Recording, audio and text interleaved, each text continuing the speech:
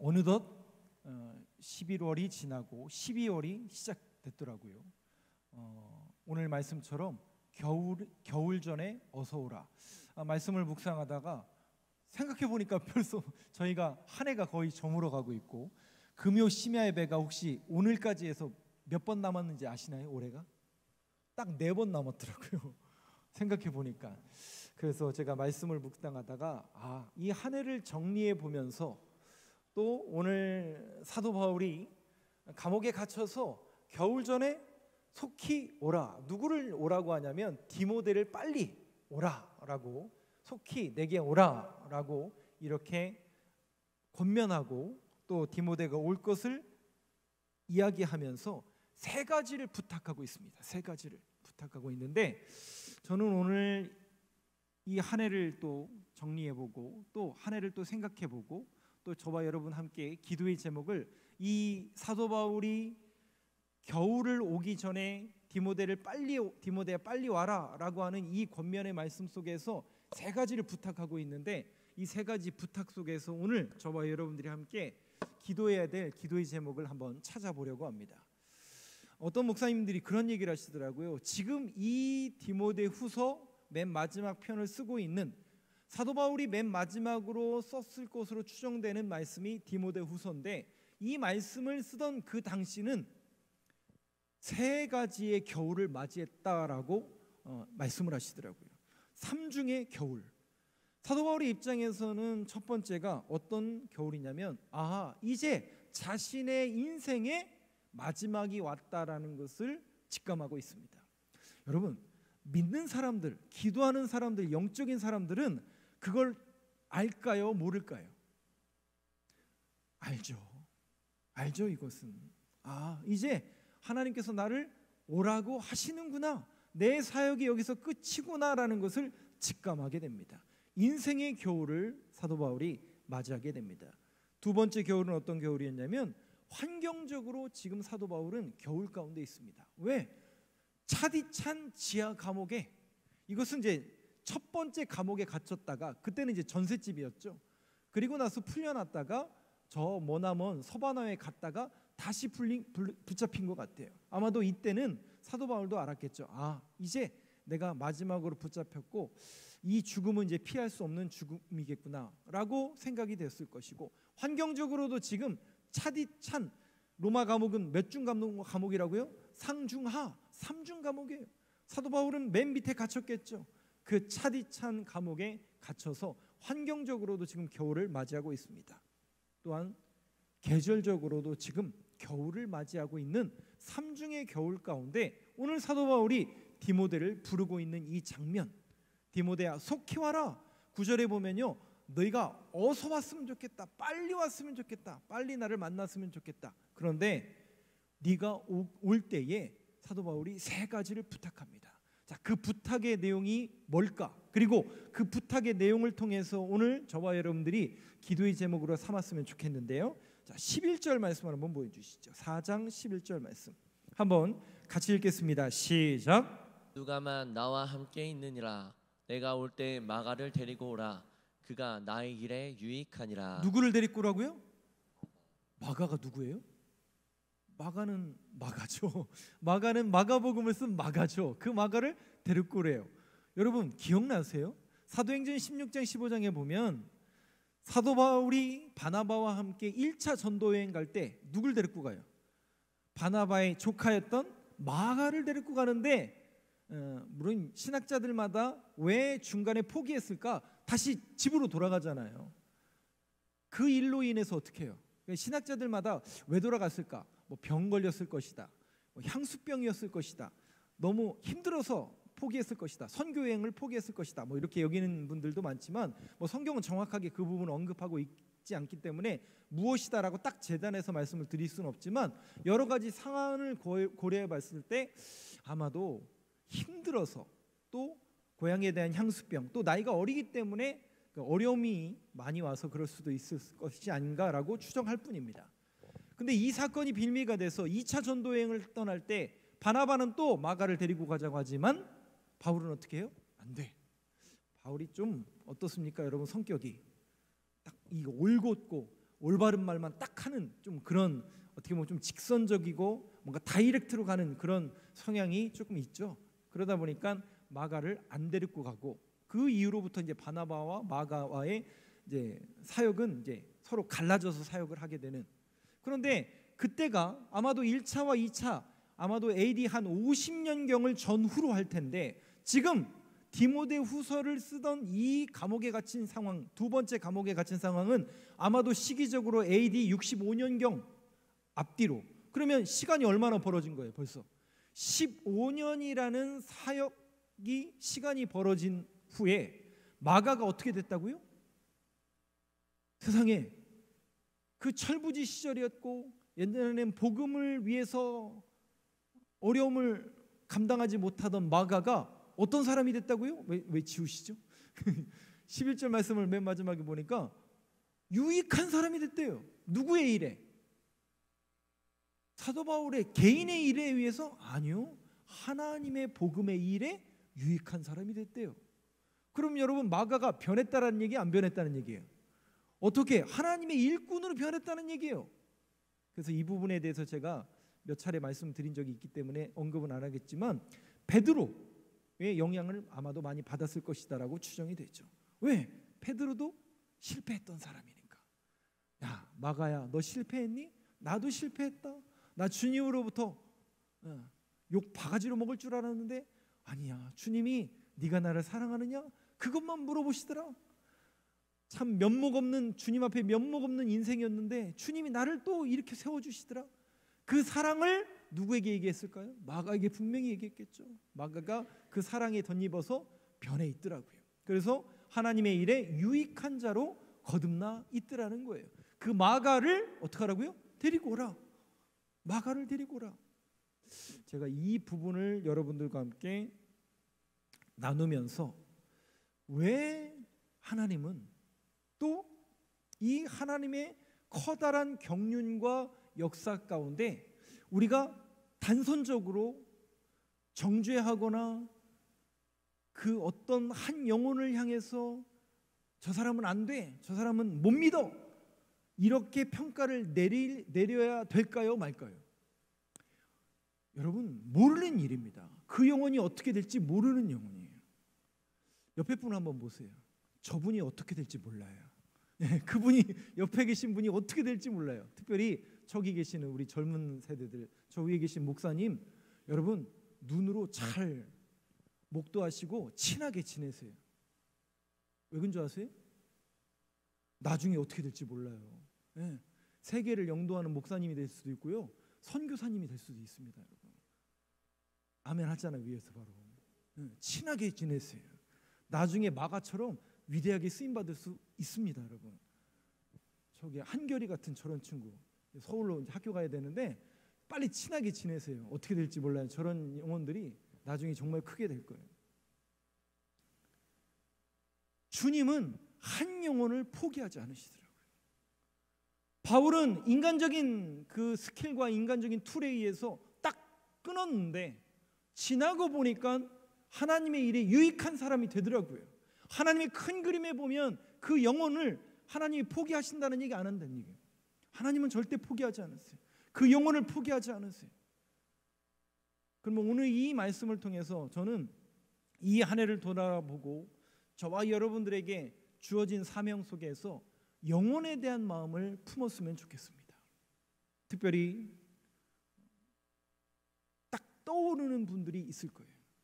아직도 주님을 알지 못하고, 아직도 우리 가족 중에, 또 사촌 중에, 친척 중에 아직도 주님을 알지 못하는 우리 부모님들, 우리 자녀들, 분명히 여러분들이 생각나실 겁니다. 그 영혼들을 위해서 기도하는 밤이 되길 간절히 소망합니다. 특별히 저는 우리 여기 앞에 권사님도 늘 기도하고 석장으로서 기도하고 계신데 그분을 위해서 기도하고, 저 늘 기도하고 있어요. 어떻게 그분을 만날 수 있을까? 어떻게 더 은혜롭게 그분을 권면해서 또 교회에 데리고 올까? 특별히 낭망하고 실망하고 지친 영혼들이 또 있거든요. 그분들이, 여러분들도 생각나시는 분들 있잖아요. 그냥 주마등처럼 딱 스쳐 지나가는, 여러분 그분들이 있다면 그 영혼을 위해서 꼭 기도해 주세요. 특별히 이 한 해를 마무리하는 이 12월에 정말 한 영혼을 천하보다 귀하게 여길 수 있는, 여러분 우리 목사님들하고 우리 선교사 되실 우리 교육자들은 정말 한 영혼을 천하보다 귀하게 여기는 그 마음이 있어야 됩니다. 제가 오늘 그 생각이 불현듯 났어요. 이제 연말이 왔고 이제 우리가 이제 교족부를 정리해야 되잖아요. 우리 이제 교인들을 이렇게 오랫동안 안 나오신 이런 분들을 조금 정리해야 되고 이런 것을 이제 해야 된다라고 이제 우리 저기 스태프들이 얘기를 하는데, 제가 딱 그 생각나는 스토리가 하나 있어서 여러분들에게 잠깐 소개하겠습니다.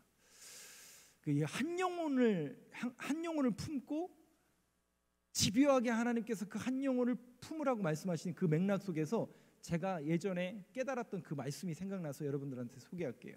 제가 목회를 처음 시작할 때에 저희 교회의 표어가 한 영혼을 천하보다 귀하게 여기는 교회였어요.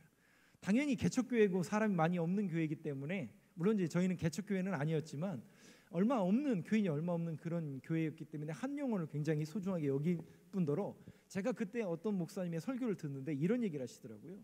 그분이 이제 40대 초반에 한 교회에 부임해 가셔서 이렇게 말씀을 전하고 교회를 이렇게 이끌어 가시는데, 하루는 이제 예배가 끝났는데 신방전도사님이 목사님한테 막 이렇게 달려오더래요. 그래서 이분을 위해서 꼭 기도 좀 부탁한다고. 그래서 이제 목양실로 그분을 데리고 가서 이렇게 기도를 해드리려고 이렇게 갔는데, 사연이 이래요. 이분이 이제 여자 집사님인데, 젊은 집사님인데 멀리서 교회를 오시는 거예요. 근데 이제 시외 버스를 타고 지하철을 타고 교회에 오실 정도로 오시는데, 혼자 오시는 게 아니라 하나는 등에다 업고 하나는 손을 잡고 그 아이를, 그리고 그렇게 멀리서 이렇게 교회를 오시는 분인데, 이제 멀리서 이렇게 주일마다 이렇게 오시기가 너무 힘드니까 이제 어떻게 한다는 얘기예요. 이제 근처에 있는 교회로 가신다라는 그런 이제 얘기를 듣고, 목사님이 그분 거기 가서 그 근처에 있는 교회 잘 섬기시라고 엄청 축복해주고 열심히 기도해 주신 거예요. 근데 다음 주에 이분이 왔을까요, 안 왔을까요? 또 온 거예요. 다음 주에 이분이 오신 거예요. 그래서 이제 이게 뭔 일이냐, 다시 이제 또 목사님을 만나길 청해가지고 만나뵀더니 딱 하는 얘기가 뭐냐면, 목사님한테 그러더래요. 목사님, 적어도 목사님이 한 번은 말릴 줄 알았대요. 가지 말라고 한 번은 말릴 줄 알았대요. 그러면서 너무 서운했다라는 거예요. 그런데 자기가 기도해 보니까 그 교회가 아니라 이 교회가 계속 떠오르고 가지 말라는 하나님의 신호인 것 같아서 염치불고하고 또 이렇게 피곤하지만 또 왔다, 이런 얘기를 그 목사님이 하시더라고요. 그러면서 그 목사님이 얘기하시면서 불현듯 자기한테 떠오른 생각이 딱 있을 때요. 자기는 그 집사님을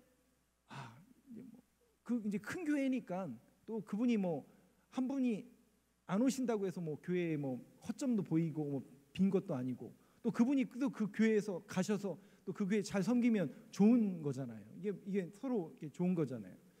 이제 그런 의미에서 목사님은 이제 소위 말해서 쿨하게 보내드렸는데, 자기가 그 다음 주에 온 그 집사님의 사연을 듣고 나서 머리에 딱 망치를 맞은 것과 같은 충격을 딱 받았는데, 무슨 충격이냐면 이거예요. 그분도 이제 개척교회를 할 때가 있었고 어렵게 목회할 때 시절이 있었을 거 아니에요.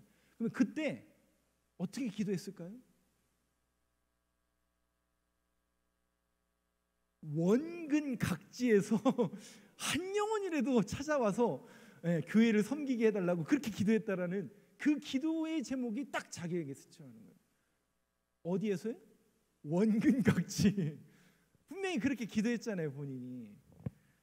그러니까 이거는 멀리서 오시는 분들을 빨리 우리 교회 계속 와야 된다, 섬겨야 된다, 이런 논리와 그런 말씀을 드리는 게 아니라, 한 영혼이 얼마나 소중하고 귀중한지에 대해서 우리가 놓치고 있는 건 아닌가라는 생각을 제가 다시 한번 해보게 됐습니다. 그래서 여러분들에게 소개시켜 드리는 거예요.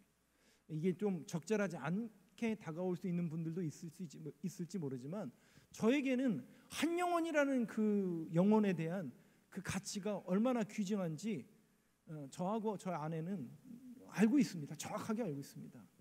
4년이라는 단독 목회 시절, 저 위에 계신 분도 개척교회를 하셨고 송재현 목사님은 못했지만, 근데 그런 개척교회를 하면서 한 영혼이 얼마나 소중하다라는 그 가치를 알고 있거든요. 그렇다면 그것은 목회자들뿐만 아니라 저와 여러분들에게도 그 영혼 구원에 대한, 한 영혼에 대한 품을 수 있는, 주님이 포기하지 않는 것처럼 저와 여러분도 한 영혼을 향해서 기도하고 포기하지 않고 기도할 수 있는 저와 여러분, 이 시간 저와 여러분들의 기도의 제목이 되길 간절히 소망합니다. 자, 두 번째는요, 13절 말씀입니다. 13절 말씀 한번 보여주시죠. 한번 같이 읽겠습니다. 시작. 내가 올 때 내가 드로아 가보의 집에 둔 겉옷을 가지고 오고 또 책은 특별히 가죽 종이에 쓴 것을 가져오라. 네, 13절을 통해서 제가 두 가지를 말씀을 드리고 오늘 말씀을 이제 결론을 내리려고 하는데, 13절 앞부분에 보니까요, 네가 올 때에, 누구 보고 오라고 한 거예요? 디모데야, 네가 올 때에 드로아, 트로이거든요. 그러니까 드로아가 트로이라는 곳인데, 아시죠? 트로이가 어디 들어보셨죠? 트로이에 있는 가보의 집에 둔 겉옷. 겉옷을 갖고 그래요. 겉옷. 근데 그걸 어디에 두고 왔냐면 저 튀르키예의 그 소아시아 위쪽에 있는 트로이의 가보의 집에 두고 왔대요. 그럼 여기가 어디일까? 그래서 많은 신학자들은 이 가보의 집이 아마도 사도행전 20장에 나오는 그 집일 것이다 라고 추정합니다. 20장 6절 말씀 한번 보여주시죠. 사도행전 20장 6절. 드로아의 가보의 집이 어디일까?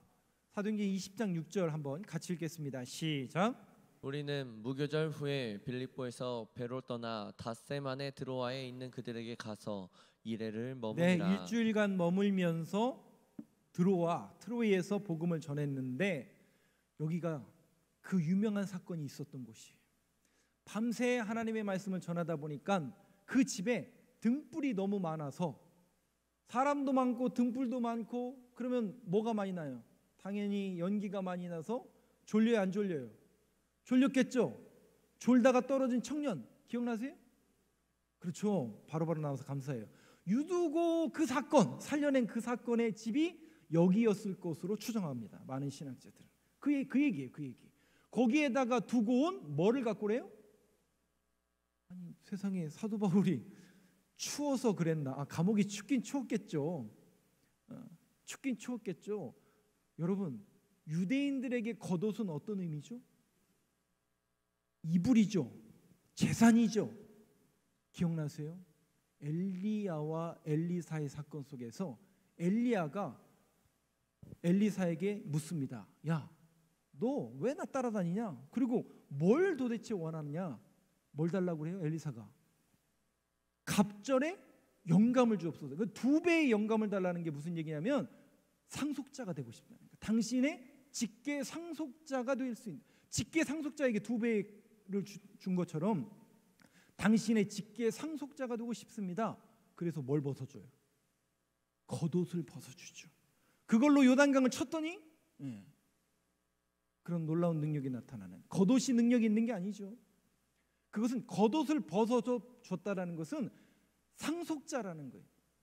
승계했다라는 거예요. 복음을 승계했다라는 거예요. 그러면 오늘 사도 바울이 왜 디모데에게 겉옷을 갖고 오라고 했을까?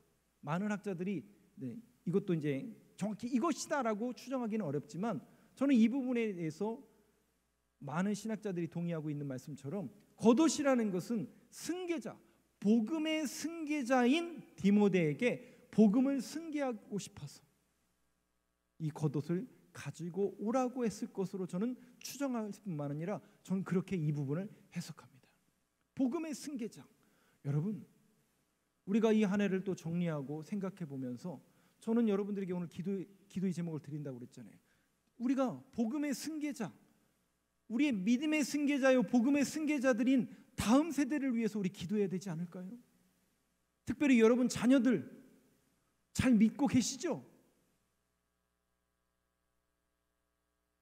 잘 믿고 계셔야 돼요. 복음이 온전히 승계가 돼야 돼요.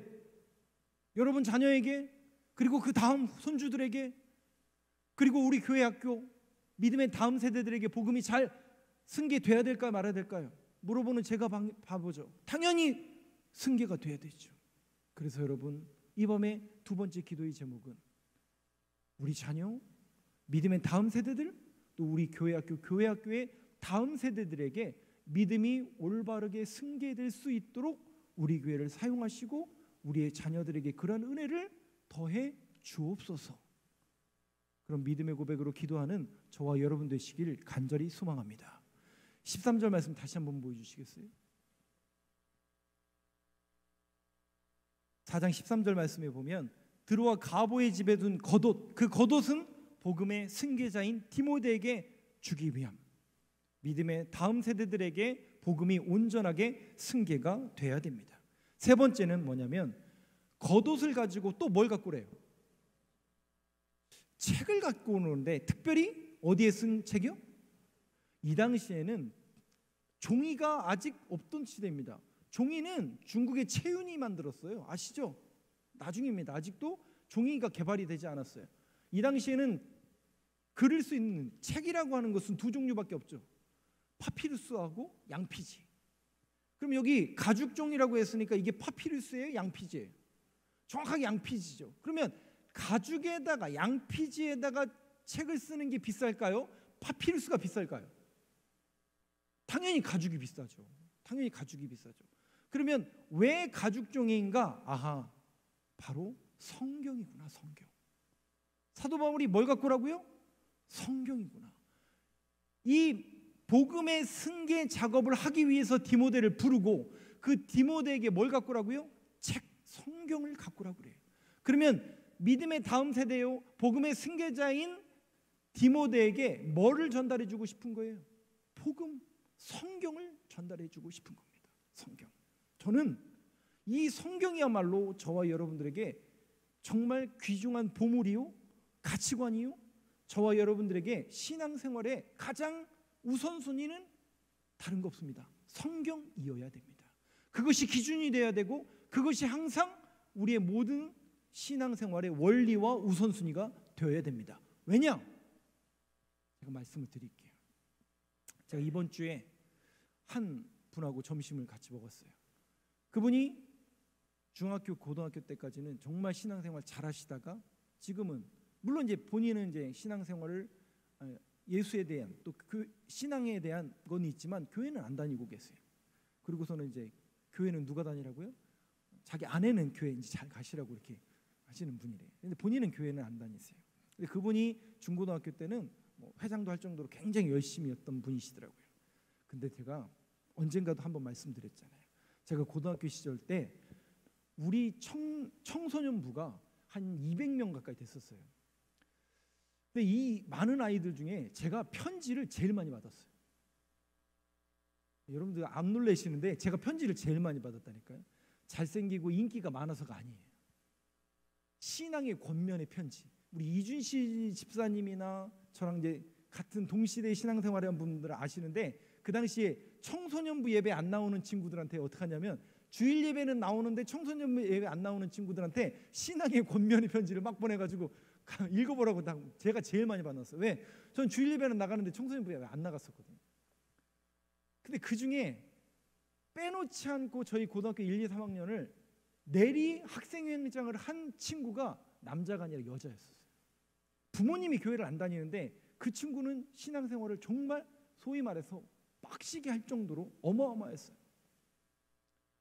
기도할 때는요, 뭐 청산 유수로 기도해요. 방언으로 기도하고 얼마나 말도 잘하는지 몰라요. 근데 제가 대학교를 딱 올라갔다가 군대를 가고 제대하고 그 친구를 한 3년 만에 다시 만난 거예요. 그 친구 때문에 제가 시험 들었어요. 뭐냐면 저는 조금 날라리 신자였고 신학교를 가야 되냐 말아야 되나 그런 갈팡질팡하는 그런 기로에 있었던 사람이고 신앙의 갈등이 늘 있었던 사람인데 그 친구는 누가 봐도 확신이 있었고 누가 봐도 믿음이 있었거든요. 세상에 군대 제대하고 그 친구를 만나고 그 친구에 대한 소식을 딱 들었는데 깜짝 놀랐잖아요. 세상에 찌들어 사는 정도가 아니라 세상에서 제일 해서는 안 될 짓만 골라서 하는 분으로 변했더라고요. 그럼 제가 시험을 들었을까요, 안 들었을까요? 야, 신앙 별거 없네. 세상 나가니까 다 무너지네. 나보고 교회 안 다니면 뭐 그랬던 그 분이 아니 어떻게 세상인적으로 저렇게 타락할 수가 있을까? 그러니까 여러분, 성낸 놈이 방귀 낀다고 저도 똑바로 못하면서 그 사람 보면서 성내고 있더라고요. 지금 보면 참 웃긴 스토리지만 그때만 해도 저한테는 그냥 그런 분노가 더 생기더라고요. 지는 똑바로 못하면서 왜 남의 그걸 얘기하는지 모르겠지만 그때 그런 부분이에요. 그러면서 제가 계속 그 부분이 저의 신앙의 의문점이었어요. 의문점. 그 집 나간, 소위 말해서 교회를 안 다니는 친구가 아니라 새신자면 차라리 낫겠는데, 새신자면 처음부터 다시 가르치면 돼요. 근데 이분들이 대부분 신앙생활 하던 친구들이라고요. 복음도 알고 교회도 알고 목사님이 교회의 생애에 대해서도 아는 분들이 다 나가 있어요. 특히 제 또래 지금 50대, 40대, 30대는 대부분이 주일학교, 교회학교를 다녔던 분들이기 때문에 교회가 어딘지 다 알아요. 근데 그분들이 나가 있어요. 그러면 어떻게 이 사람들을 다시 불러오고 또 기존에 있는 우리 성도들을 안 나가게 할까? 저는 항상 그 부분을 고민하고 그 부분에 대해서 늘 기도하고 있었죠. 그때 저한테 이것은 이제 정답은 아니지만 정확히 이거다라고는 안 하지만 저에게 감동이 준 말씀이 바로 이 말씀이에요. 디모데전서를 한번 후서를 보여주시죠. 그 다음 절 3장 15절부터 17절을 저하고 한 절씩 교독해 보겠습니다. 15절은 제가 먼저 읽겠습니다. 또 어려서부터 성경을 알았나니 성경은 능히 너로 하여금 그리스도 예수 안에 있는 믿음으로 말미암아 구원에 이르는 지혜가 있게 하느니라. 같이 읽겠습니다. 시작. 모든 성경은 하나님의 감동으로 된 것으로 교훈과 책망과 바르게 함과 의로 교육하기에 유익하니. 17절 보여주시죠. 같이 읽겠습니다. 시작. 이는 하나님의 사람으로 온전하게 하며 모든 선한 일을 행할 능력을 갖추게 하려 함이라. 뭐가요? 뭐가 하나님의 사람으로 온전하게 하며 모든 선한 일을 행할 능력을 갖추게 하는 그 툴과 도구가 뭐라는 거예요? 성경이에요. 성경. 성경밖에 없구나. 기초가 없는 거예요. 여러분 죄송하지만 그 열심히 했던 그 친구, 지난 주간에 만난 그분, 기초가 없더라고요. 교회는 다니고 신앙적인 열심은 있었는데 기초가 없는 거예요. 기초가 없으니까 세상에 딱 나갔더니 그건가? 우리 신앙인들 가운데서도 여러분 잘 보세요. 그 부분이 항상 헷갈린다니까요. 기초가 딱 없으니까 자꾸 세상이 흔드니까. 근데 우리는 죄송하지만 뭐를 자꾸 배우냐면 교회에 와서 신앙 생활하는 걸 배우지 예수를 믿어야 되는 이유에 대해서는 제대로 못 배웠어요. 10수년 동안 교회를 다녔는데 교회론이 뭔지, 기독론이 뭔지, 내가 왜 예수를 믿어야 되는지, 왜 교회를 다녀야 되는지에 대한 분명한 정립이 없다고요. 왜냐하면 성경을 모르기 때문에 그래요. 보세요. 3장 16절부터 17절에 있는 모든 말씀이 뭐냐면 결국 기초인 성경이라는 거예요. 여러분들은 어떠시고 또 여러분들의 자녀, 또 한국교회의 모습을 보면 우리가 코로나 시대를 겪어서 알잖아요. 교회 문 닫으니까 신앙생활 끝나는 건가? 이렇게 무너지는 건가? 아닙니다 여러분. 적어도 저와 여러분이 성경적으로 무장되어 있고 말씀으로 무장되어 있다면 날마다 하나님의 말씀을 읽고 상고하고 묵상하고 이 말씀을 떠나지 아니하는 사람들이 적어도 우리 교회, 저와 여러분이 된다면 신앙 포기하지 않습니다 여러분. 포기하지 않습니다. 물론 어떤 분들은 교회 안 다닐 수도 있어요. 그러나 신앙은 포기하지 않고 개종은 안 한다니까요. 적어도. 그런데 자꾸 이 기초가 흔들리니까, 구원이 흔들리니까, 진리가 흔들리니까 저쪽에서 이렇게 얘기하면 그게 맞는 건가? 저쪽 교단에도 좋은가? 뭐 종교라는 게 여기도 좋고 선하고 착하게 산다는 얘기 아니냐? 여기에 우리가 자꾸만 시선을 뺏기고 이 생각과 이성을 자꾸만 뺏긴다는 거죠. 여러분, 이는 하나님의 사람으로 온전하게 하며 모든 선한 일을 행할 능력을 갖추게 하려 함이라. 온전하게 되는 그 방법과 툴은 오직 성경밖에 없다라는 사실을 여러분들이 정확하게 인식하시고 우리 교회가 성경으로 무장하는 교회가 되게 하여 주옵소서. 성경적인 가치관이 저와 여러분들에게 온전하게 채워지는 교회가 되게 하여 주옵소서. 마지막으로 디모데후서 4장 7절 한번 보시죠. 한번 같이 읽겠습니다. 시작. 나는 선한 싸움을 싸우고 나의 달려갈 길을 마치고 믿음을 지켰으니. 이 말씀이 우리가 이제 은퇴 예배 때 제일 많이 쓰이는 말씀이잖아요. 근데 여기에 보시면 믿음을 지켰다라고 그랬잖아요. 이 믿음을 지켰다라는 요 표현이 우리식으로 말하면 어떤 표현이 되냐면, 믿음을 지켰다라는 표현이 이런 내용입니다. 하나님이 나에게, 그러니까 나는 선한 싸움을 다하고 나의 달려갈 길을 마치고 하나님께서 나에게 맡겨주신 유일한 위탁물을 지켰다라는 뜻이에요. 다시요, 나는 선한 싸움을 싸우고 나의 달려갈 길을 마치고 나에게 맡기신 유일한 위탁물을 지켰다라는 뜻이에요. 여기서 믿음은 사도 바울에게 하나님께서 맡겨주신 위탁물이라는 뜻이에요. 그러면 사도 바울에게 주님께서 맡겨주신 위탁물이 뭘까요? 복음이에요. 복음을 위해서 사도 바울은 달려왔고, 복음을 전달하기 위해서 사도 바울은 믿음을 지켰다라는 거예요. 그리고 그 복음을 승계할 디모데를 부르고 그 디모데에게 다시 한번 성경을 네가 가르치고 이 온전한 복음을 네가 지키고 다음 세대, 또 다음 세대들에게 가르치고 또 가르쳐라라는 것을 사도 바울이 전달해 주고 있는 것을 볼 수가 있습니다.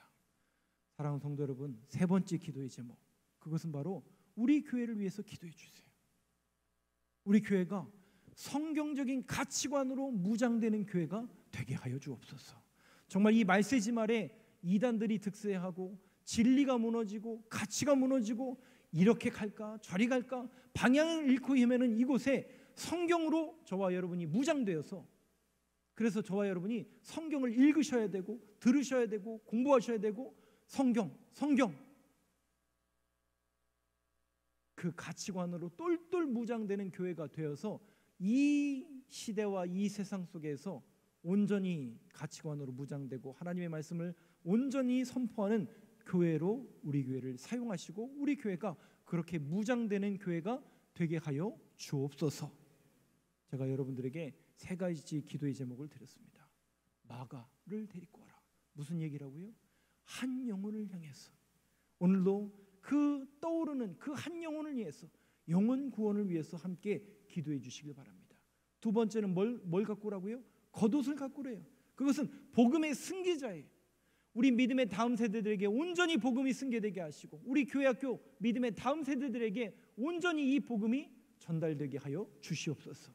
세 번째는 우리 교회가 성경적인 가치관으로 성경을 읽고 성경으로 무장되는 교회가 되어서 이 시대를 이겨내는 우리 교회가 될 수 있도록 주님께서 인도하시고 이끌어 주옵소서. 함께 기도할 수 있는 저와 여러분들의 기도의 제목이 되길 간절히 소망합니다.